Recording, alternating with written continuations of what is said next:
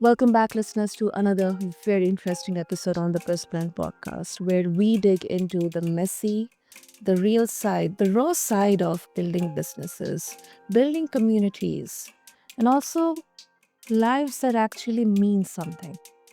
I'm your host, and as always, here.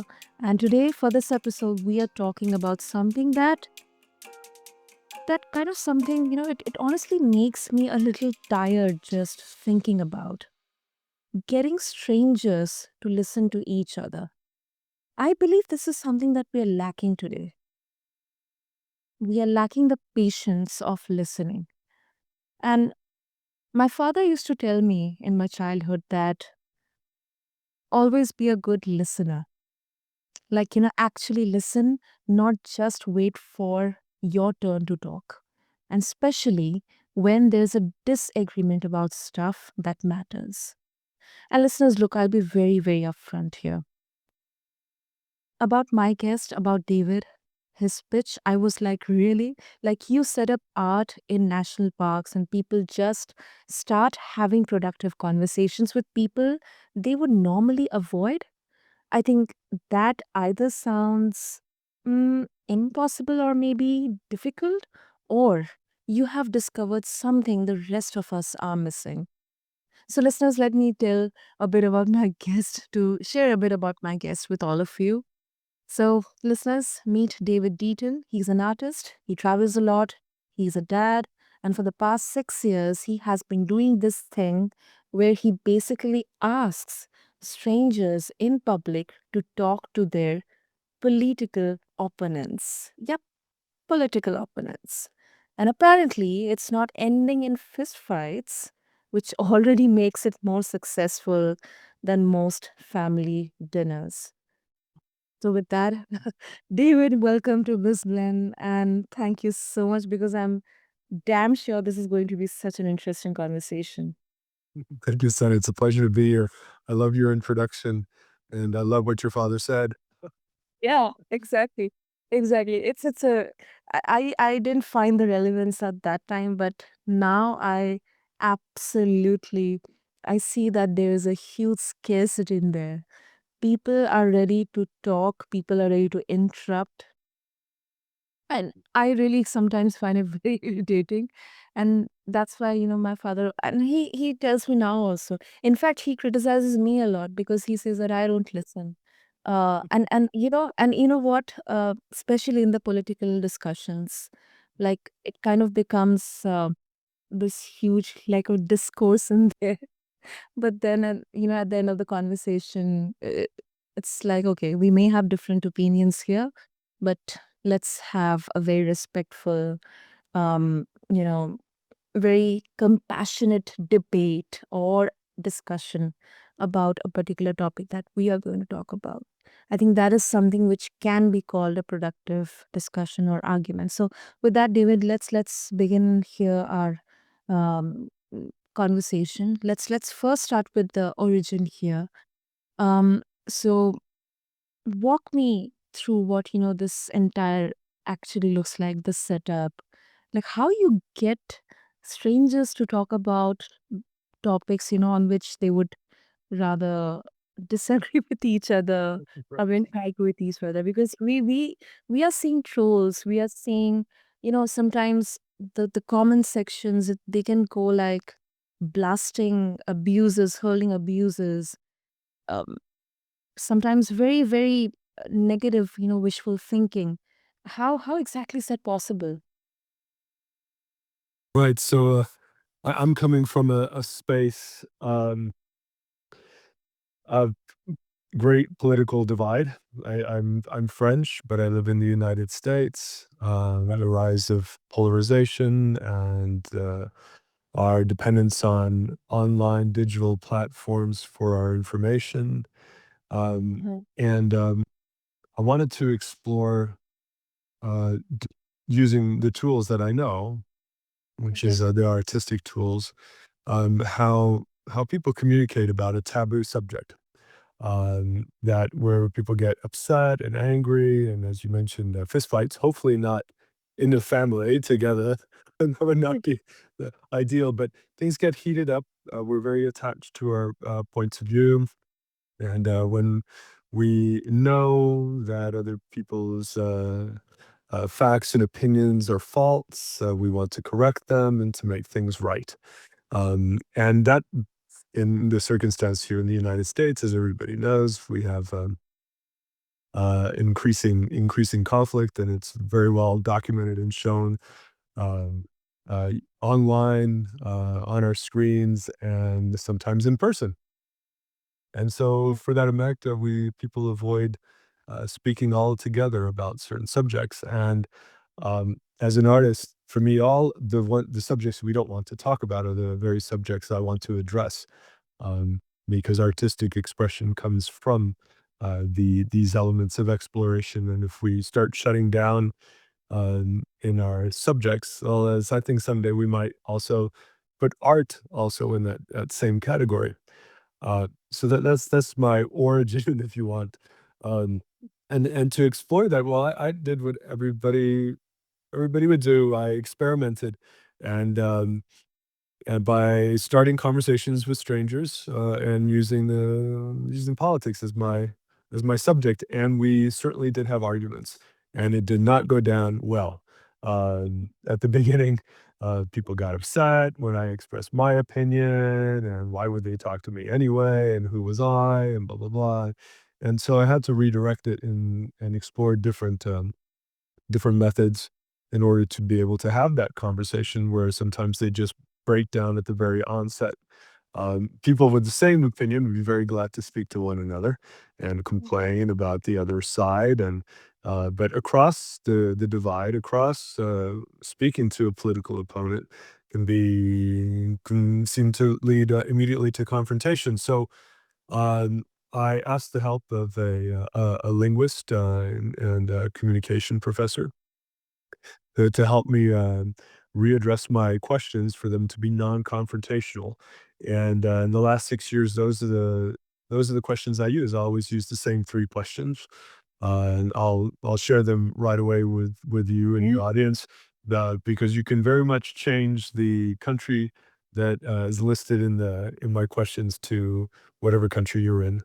And the questions I ask people are, how would you describe the political system of the United States of America? We'll change that to India, France, whatever you want.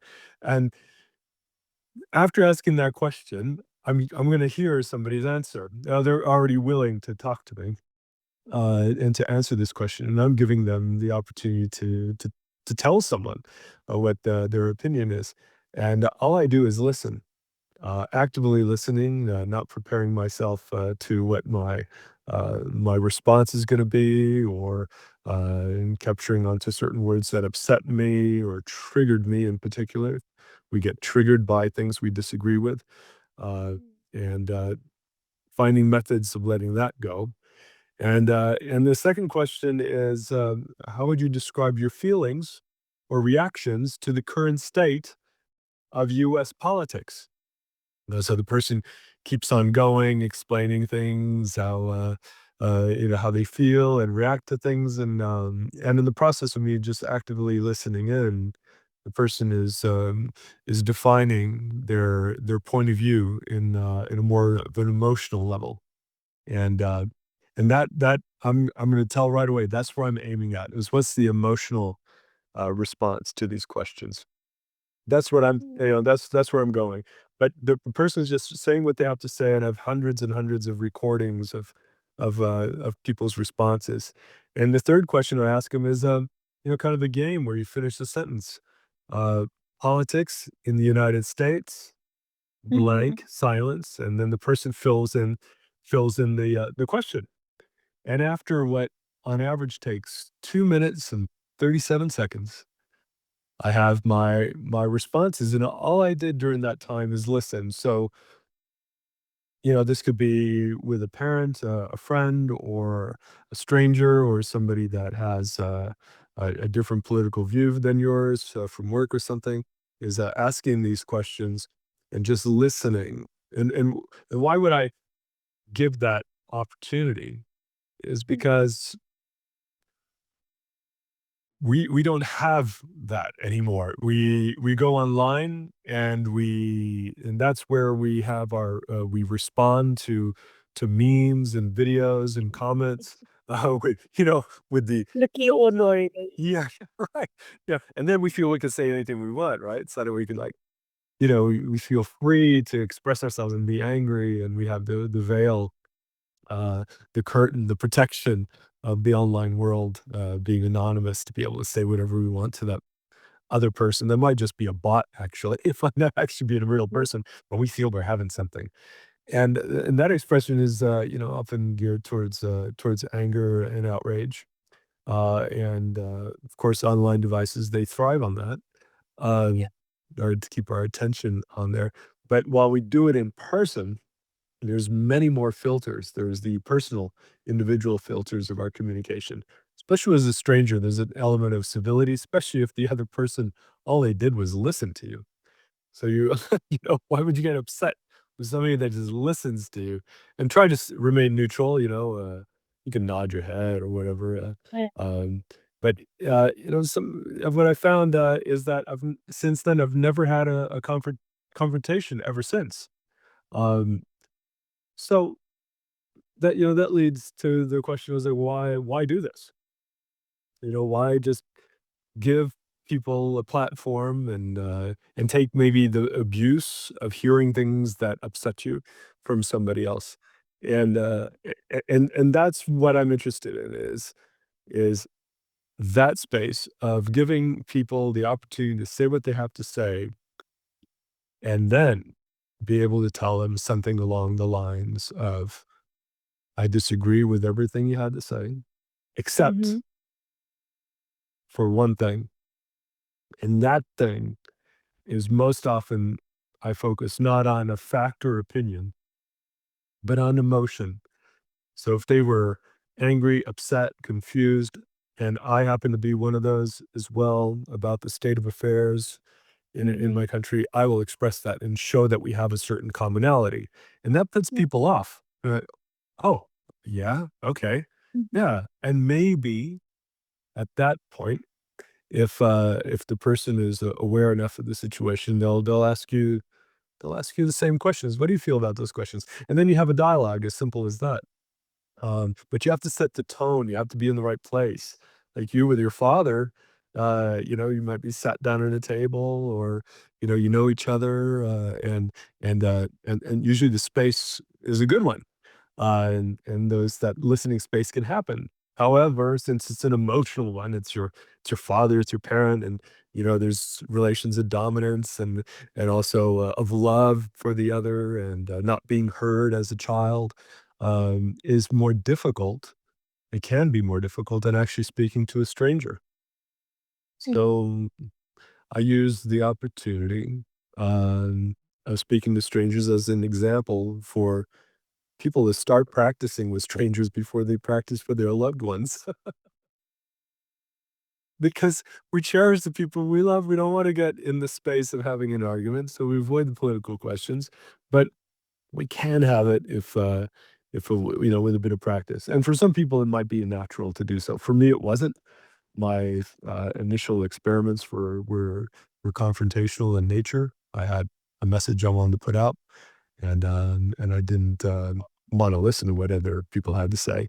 So asking questions was kind of useless if you're not ready to listen to what that person's saying.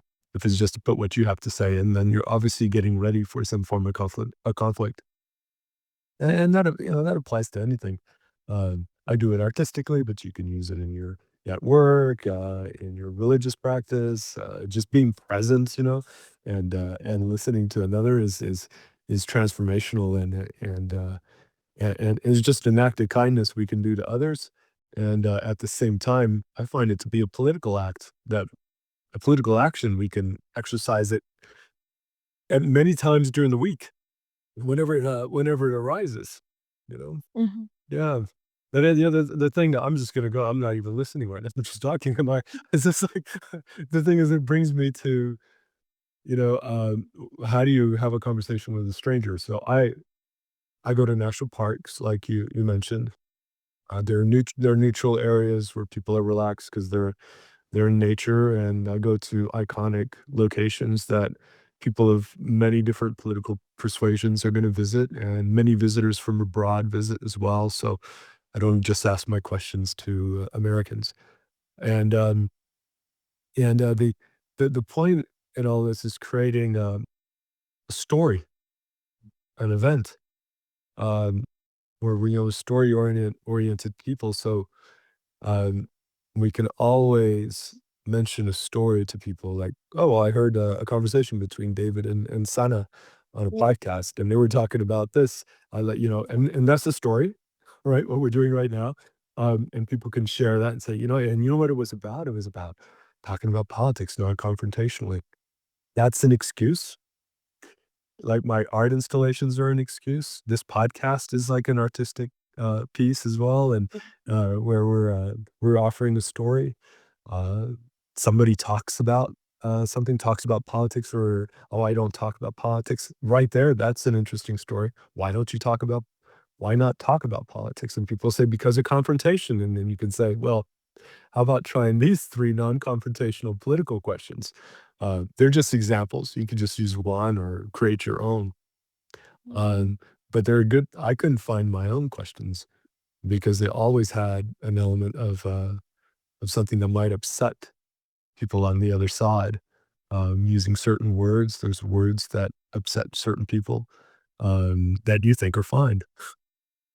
Kind of exciting. And um, if I can add on to there's a lot many points here.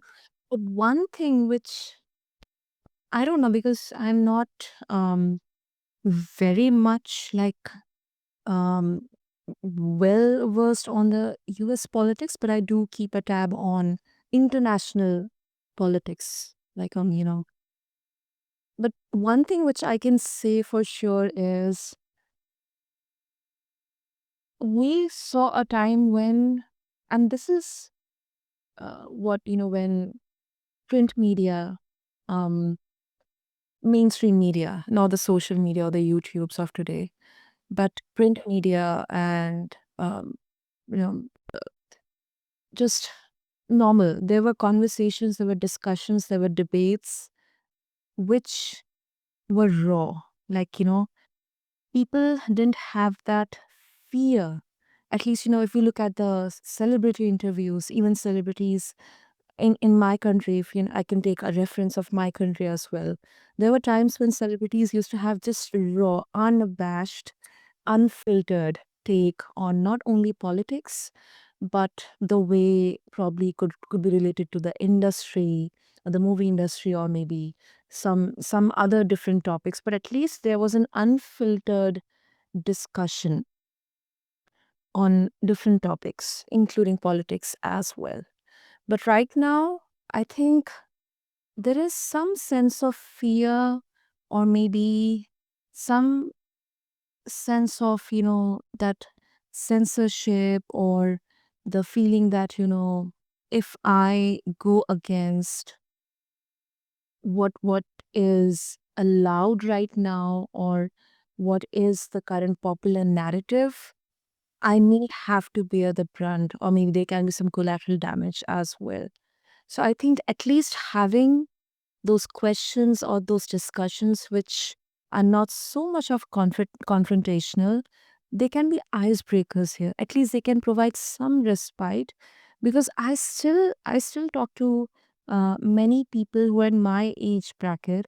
um I come from the millennial generation, so in my age bracket, who are still very much actively having discussions. And they can be, I mean, one person can be, let's say, pro government, one person can be completely against the incumbent, or maybe completely against the narrative. And they, both of them may have their own credible reasons, but at least they're having a healthy discussion.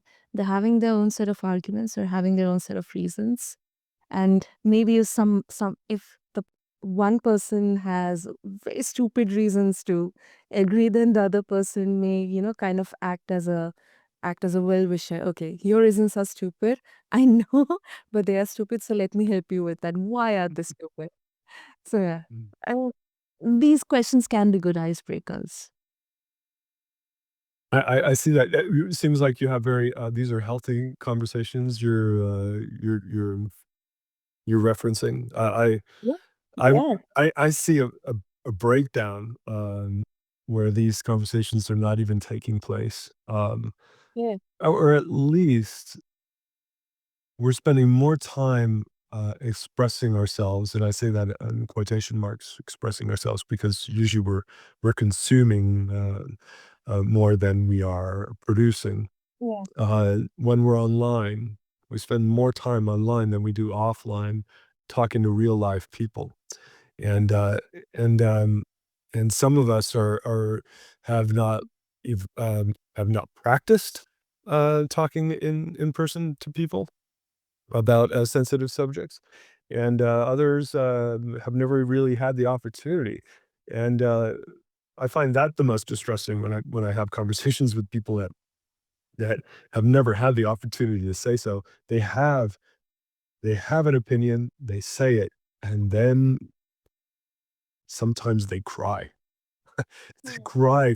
I was on a podcast, and, the host actually, had nothing to do with politics, but she had me on it, and she cried as well because there was all this pinned up stuff inside of things she wanted to express that she never was Mhm. able to get out, face to face. Of course, on podcasts, we were looking at one another, but, if the other occasions is people, in person, and, they haven't had the opportunity to say these things.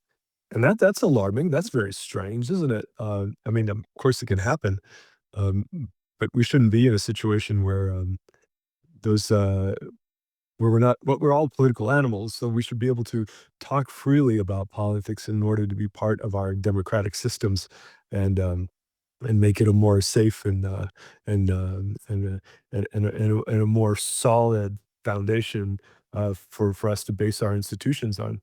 When we're no longer able to talk about these things, it's a great opportunity to seize power, to to uh, to move the narrative away, to whatever you want it to be, and have a population no longer vote because they no longer believe in the system. And there's a lot of discontent. I want to avoid that, for the sake of my kid, and for the next generations, as much as possible. And the only way I can see it is by us having those conversations you're describing, where we can discuss things, freely, with different opinions.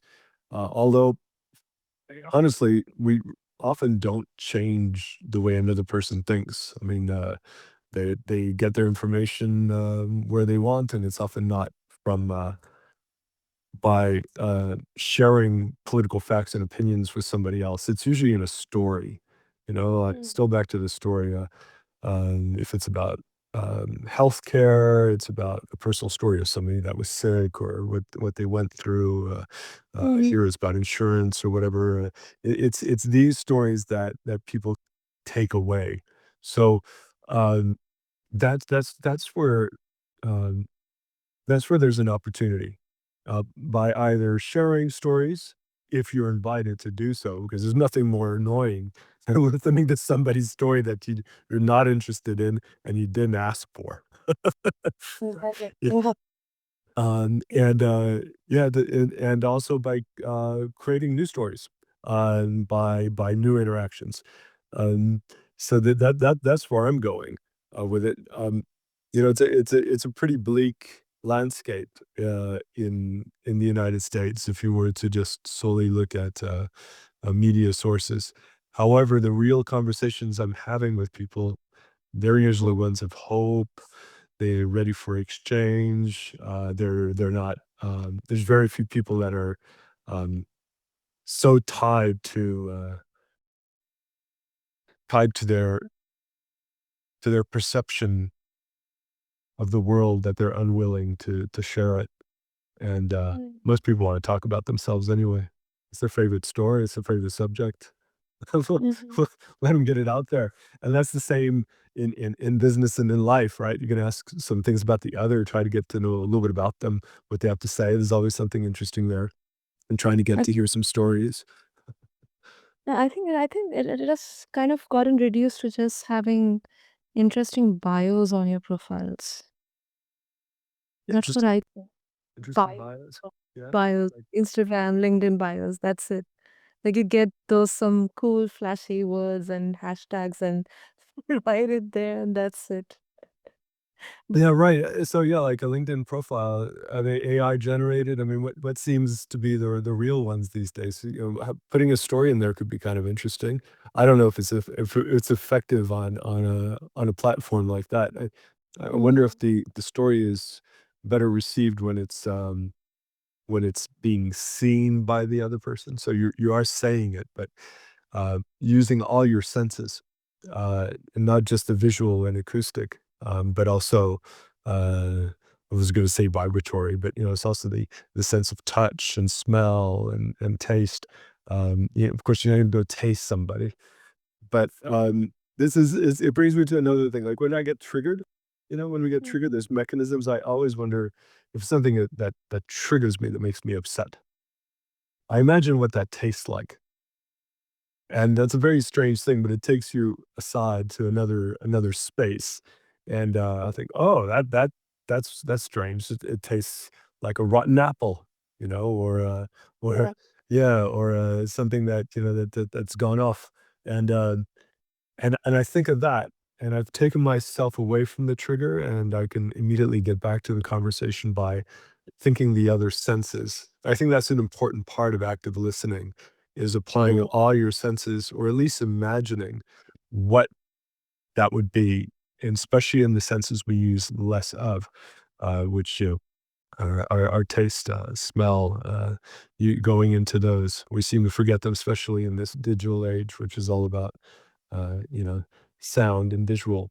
Um, Exploring those can be a really powerful tool to kind of break up what you're hearing to get back into where you should be, which is there with the other person to hear what's going on and, and be, um, and be present. Right. So that's what I do in my artwork. That's where it's mhm, taken me over the years. It's still evolving. I don't know where it's gonna take me to next. Um, right now, I explore how to use, different art installations that make people think about those things. Not just the questions, but also mm, echo chambers and your point of mm, view. Do we even have one? All these things.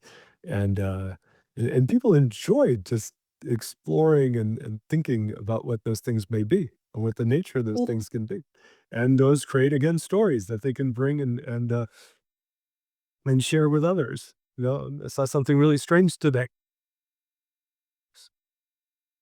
Too but it's good. And I think art is a very beautiful medium or channel, because it has been for the entire history in there. I mean, if we see, if I talk about my country's freedom movement, art has been such an instrumental way to express, whether you take example of paintings or literature or music or dance. I mean, it has been such an instrumental and a beautiful because, as you mentioned, it involves all the senses in there. You know, like we talk about reading the room or getting the energy in there, maybe a certain dip in the pitch or maybe in the way the person who's listening to me, how their body language is. All these kind of observations, they kind of help us to get into the present moment. Not that, I'm talking to you, we are having a conversation, but my focus is on my phone, the ding, the dongs, the notifications, or I'm getting calls. Excuse me, let me take this call. I'll come back. It's it's a it's a huge. I mean, I personally get very annoyed because when you are having a conversation, people can, realize that whether the person who is talking to me or listening to me, whether they are deeply invested into that conversation or not. And Mm, that is something, um, I don't know, intentionally or unintentionally, maybe because of the entire digital thing, maybe we are kind of moving away from it.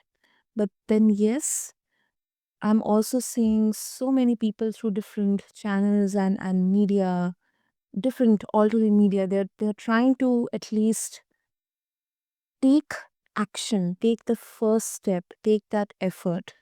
And one thing which I was going through, I was watching another podcast on YouTube, on an Indian YouTube channel about how, whenever we talk about politics, it's kind of assumed that it has to be like extremes. Either you are right leaning or you are left leaning. But then where exactly is the middle part? You may agree with someone who is, you know, with the ideals or the ideas and then the left side. But then you can also agree with some of the ideas and or maybe the way they're executing all those ideas on the right side. Maybe somewhere, but at least I don't think that it has to be always on the extremes. And like internally, my inner voice absolutely agreed with that point. Yes, it's not always that you have to take the extremes in there. And I think that particular nuance is somewhat missing right now in all, especially the political conversations, the discussions that we are having. Yeah. You know, when I we can see extremes because we always think of ourselves as the center, right? Yeah. Um, The main character energy. right, we're the main character at all. Yeah. Um, but when we look and we concentrate on the commonality or the oneness of all, Mhm. and to take it all in, um, the extremes. Okay, there are extreme point of views, especially when you think of yourself as the center. Uh, but then we can find the center in others. Uh, but it's going to be once again on the emotional level rather than the facts and opinions. Um, and I don't see us, like I said earlier, being able to influence much um, how one person's going to vote or what they're going to choose as their sources of information because we're all very heavily distracted with our devices. That online, that's where we're going to get our information. That's where we're going to make our decision. But we can, as an artist, I like to come from the periphery and also to kind of hijack the narrative and come from this, come from another side, an unexpected side, Mhm. and that's where it lies. I find conversation is becoming a rarity, the one with Mhm. actual dialogue, and um, and if we exercise that I see that as an artistic expression every time we do it. Almost sense it's a performance, right? Mhm. It's a sense of a performance. So you have to know your lines. You have to be attentive of the situation. There is a certain amount of speed. It's almost like a theater play. It can be authentic. It's not to say that actors are inauthentic because they're acting a role. Yeah. When conversing with somebody, we're playing that role. We're playing the role of uh, of of of a conversationalist of being in dialogue with another. We may not see it that way, but life can be a very, very big performance of many different roles. Yeah. When we're at work, we're another. When we're the family person, we're another. Yeah. And then we recharge in our unconsciousness while we're sleeping, and then we recharge with new ideas. It's very rich. I see our entire existence as an artistic expression, as long as we act with intent. It's Mhm. that's the thing when we are intentionally living present in the moment, that space is an artistic expression. So to me, um, not only are all of our actions with intent are artistic, but they're also political as well, as we don't live isolated from the other. None of us are isolated, even for the unfortunate in a cell, locked away from all. There are the people that put that person there, the judges, the victims, all of that. They're all still part of the whole mechanism of how these things work. So there's no separating the our lives from either politics or the art. that is there. So, uh, let's make it some more let's put some more poetry into it, um, and, um, and take a moment back to be there. And Absolutely. that's where I'm going. Well, I and it makes a lot of sense, especially, and I don't know whether this particular observation will bear some um, or have some relevance in the context of the point that you made, or something that you are envisioning to achieve here. But especially for younger generations, in my time, like, um, I used to think that, especially politics doesn't have any relevance in my life. I don't have any connection with it. I don't care who is running my country or what is happening at a global level. But then, with the years going by, I realize that it is such an innate part of our lives. Some people would think, okay, let me be apolitical, it doesn't matter to me. But then, consciously or unconsciously, it is a huge part of your life. And right now, what we are seeing, everything happening, like so much volatility and so much, every day the dynamics are changing, whether it's geopolitical, whether it's economic, whether it's individual personalities. I mean, it's high time that, as the younger generations, we give value to our histories, our origins, and because it's a very important part of the entire humanity, the entire existence of humanity, because it has its own repercussions on all the aspects, whether it's the environment or the climate or the entire planet, Earth, on our individual lives. It is not just right now only restricted to our individual choices or preferences. I think it has its collective effect on the entire planet. And I think that is why uh, I think the point that you made is very, very, it's more relevant for especially the younger generations. I can appreciate that. I would like to think so. The is a bombardment of so many things that are happening. It's hard to be aware of all subjects. Um, Right. and to be in the youth, our climate crisis, to political polarization, to do I matter? How do I matter? All these things. That's heavy. It's heavy to take that all on. Um, but knowing that at any moment, whenever the opportunity arises, you can have a conversation, especially with somebody that is very different from you. Mhm. That right there is a powerful political action beyond even that, before you're 18, before you can vote, um, is something that somebody can practice. And it's also great in business.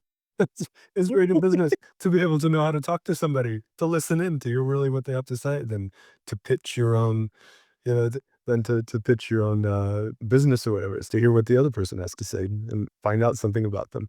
This type of communications go a very long way, and have um, yeah, it's just something to consider. It's a good practice. And unfortunately, I find that it's one that we're either losing or we don't practice enough because of the balance of how much time we spend on our digital devices. When we're working with the digital device with intent, right? So I'm going to a podcast because I want to listen in and I want to hear them get new ideas. That's one thing. But when I'm on YouTube, just flicking through whatever the algorithm decides to give me to distract me and entertain me, well, good luck.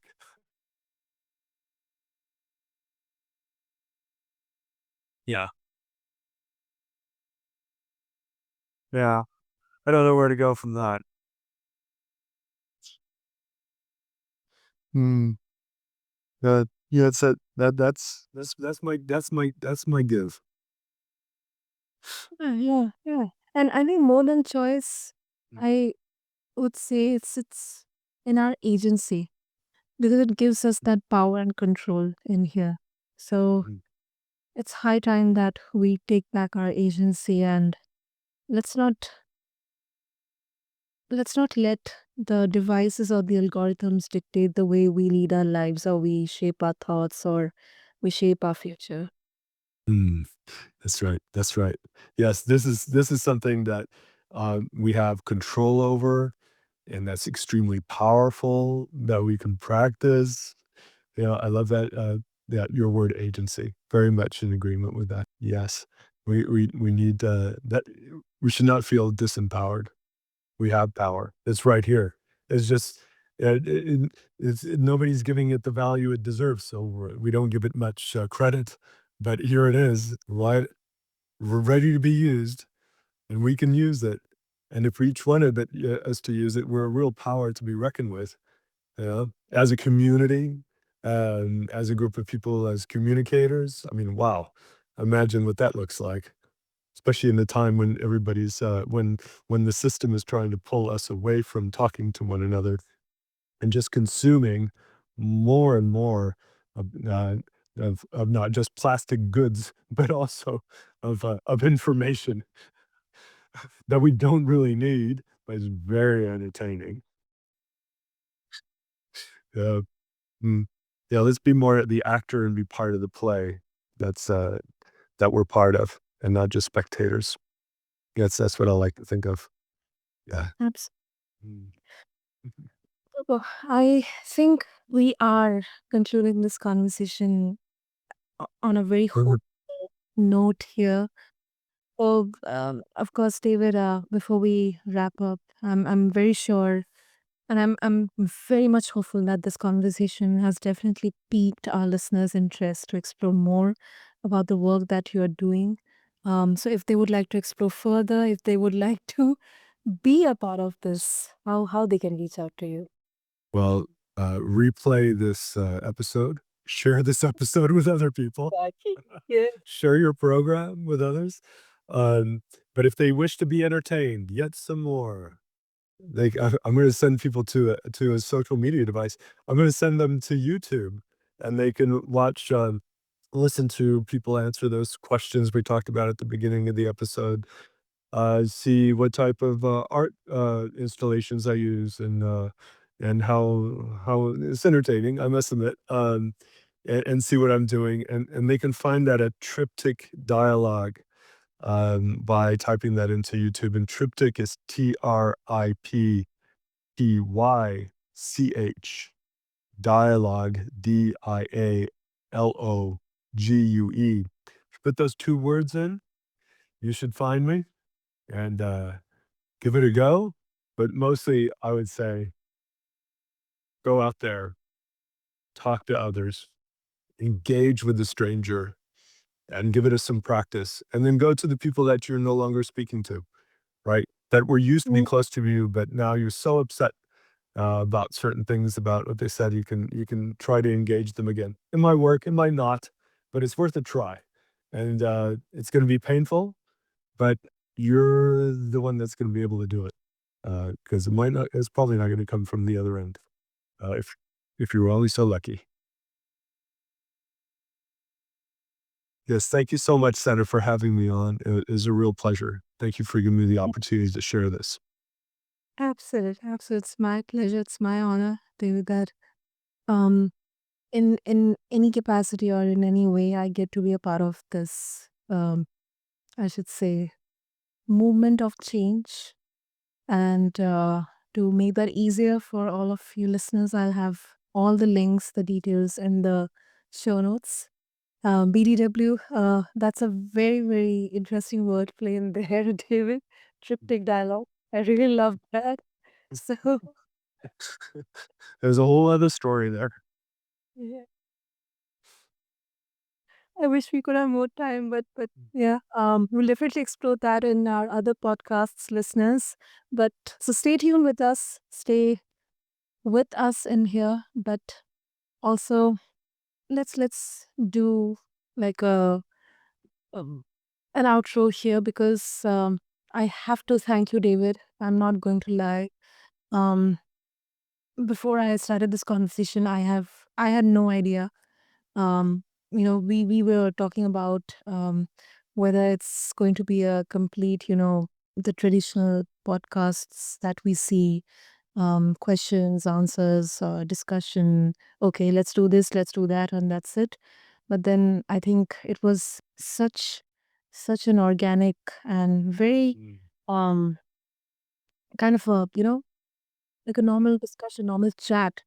I think that exactly is needed. That authenticity, that rawness here. That you get to share what exactly you are thinking or you're feeling. There is no judgment. There is no triggering moment here, but just mutually respectful discussion, even if both the persons are not agreeing on that matter. So, thank you so much for what you are doing. And I really hope that this goes a long way. Yeah, thank you once Thank again. you. Thank you so much, Hannah. Take care. Take care to y'all. And to all my listeners, okay, maybe one thing we can try, maybe this week, have one conversation where you genuinely try to understand instead of winning, not agreeing, just understand. Have that openness, go with clarity, and see what happens. See, maybe you can journal it, you can write it down, see if you can actually do it because it's harder than it sounds. And thank you to everyone for giving your valuable time to listen to this episode on BizBlend. Until next time, I'm your host, Sana, and I'll catch you in the next episode. Thank you.